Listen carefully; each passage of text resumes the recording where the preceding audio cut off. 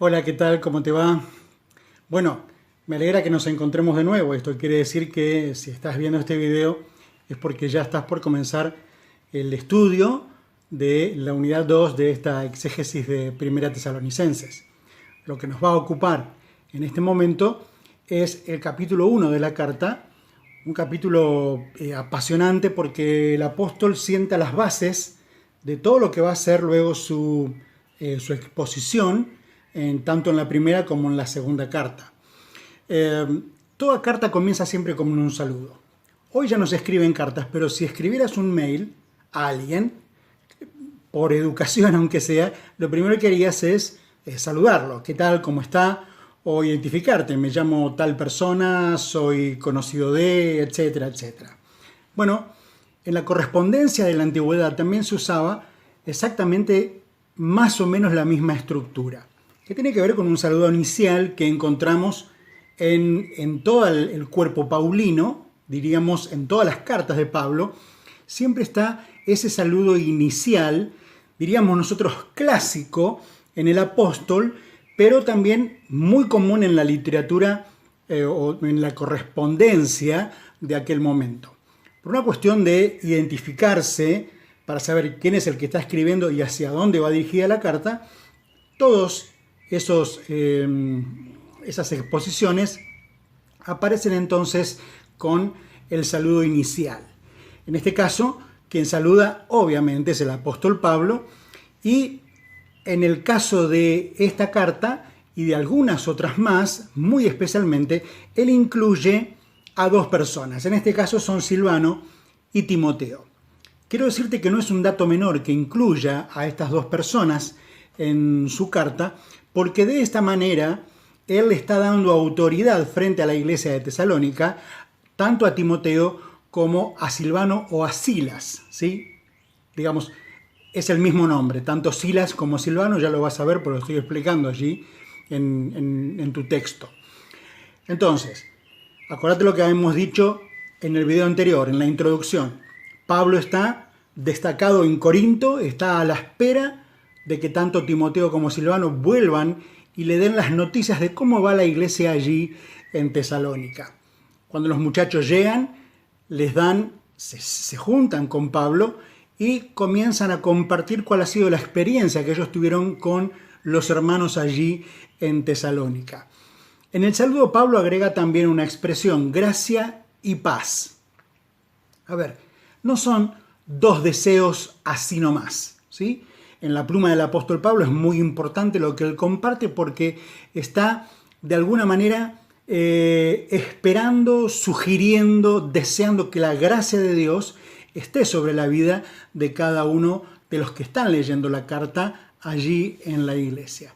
Por otro lado, desea paz. No es un buen deseo, no es que el deseo de que termine la guerra. Esta paz, este shalom en hebreo, es la idea de entrar en un momento de relación íntima con Dios que va a dar lugar a un montón de situaciones más. Dejamos a un costado el saludo y ya nos encontramos directamente a partir de los versículos siguientes con el punto principal, el meollo de la cuestión del capítulo 1. Y Pablo está reconociendo allí la fe de los tesalonicenses. Y lo expresa de tres maneras fundamentales, o en tres expresiones importantes en el capítulo 1. Él dice, mejor dicho, recibe el informe, tanto de Timoteo como de Silas, y él vuelve a escribir entonces diciendo que la fe de los hermanos de Tesalónica es una fe que obra. Lo que estamos queriendo decir es que es una fe no pasiva, no es una fe dominical, no es una fe de circunstancias, sino que es una fe que está fortaleciendo la vida de cada uno de los hermanos de Tesalónica. En segundo lugar, es lo que yo estoy compartiendo allí en el capítulo 1, reconoce el apóstol que en Tesalónica hay un amor que trabaja. Vuelvo a repetir esta idea. No se trata de algo pasivo, sino de algo activo, algo en marcha, ¿sí?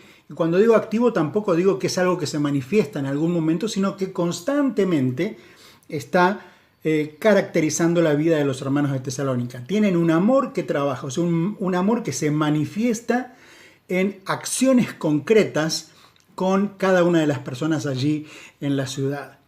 Y en tercer lugar, Pablo dice que los hermanos de Tesalónica tienen una constancia en la esperanza, o sea, son constantes en esperar algo. Ya lo habíamos dicho en el video anterior, y lo estoy dejando bien claro en la exégesis, que el punto principal también en las epístolas de Pablo a los tesalonicenses es el tema de la segunda venida.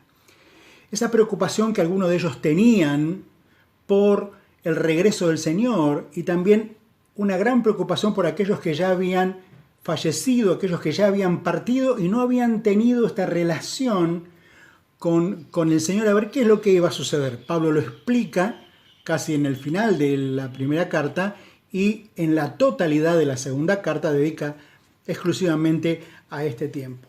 Pero ¿qué es lo que dice Pablo? Los de Tesalónica tienen una constante espera activa.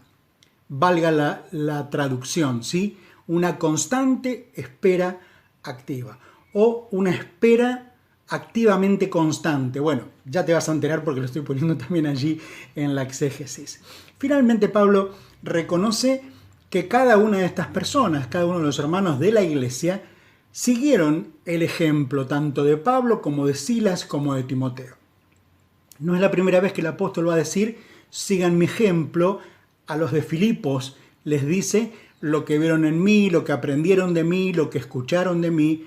Parece un poco arrogante el apóstol Pablo, pero con toda autoridad puede decir, yo soy ejemplo de Cristo. Y como soy ejemplo de Cristo, ustedes pueden seguir tranquilamente mis consejos. Ahora, hay momentos en donde nosotros decimos, bueno, no me mires a mí, le comentamos a otra persona, no me mires a mí, mira a Cristo, no te fijes en mí, fíjate en Cristo, como si estuviésemos diciendo una gran verdad, como si estuviésemos declarando algo teológicamente correcto.